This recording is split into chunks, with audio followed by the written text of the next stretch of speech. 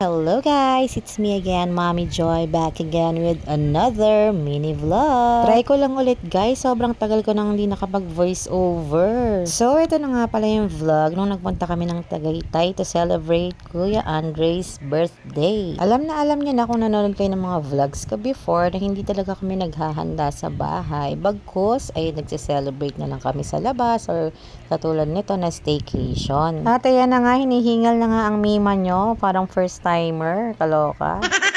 So, yun na nga, nung time na to ay holiday nga sa Bulacan. Kaya naman sakto nga at naisipan namin na mag-staycation na lang. So, yun nga, bandang 6 AM na yata kami naalis ng bahay para daw hindi kami masyadong matraffic. At dito na nga kami dumaan sa may Skyway. 2 PM pa naman yung check-in time namin. At balak nga namin na maggala-gala na muna kapag maaga kaming nakarating doon. At dahil nga maaga kaming umalis ng bahay ay hindi na kami nakapag-breakfast. Kaya naman paglabas namin ng Skyway ay huminto muna kami. At dito na nga lang sila nag-ayang kumain sa may Jollibee. Diyos ko, kahit saan kami makarating, Jollibee pa rin talaga ang gusto nilang kainin.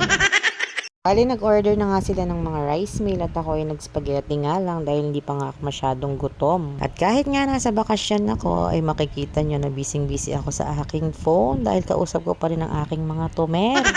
May nagpapaload at may nagpapa-Gcash pa nga ni.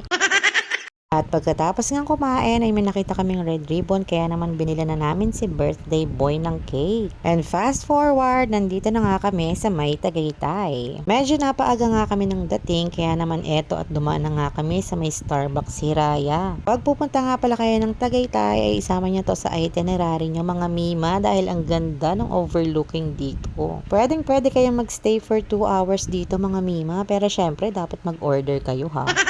Order nga lang kami ng drinks para naman makatambay kami rito at makapag-picture-picture, Jiva. At buti na nga lang medyo napaaga kami dahil talaga namang napakaraming gustong tumambay dito. Tingnan nyo naman halos mapuno na. At ayan na nga yung sinasabi kong overlooking sa inyo. O diba ang ganda at ang sarap magkape dito. Kaya naman sulit na sulit talaga.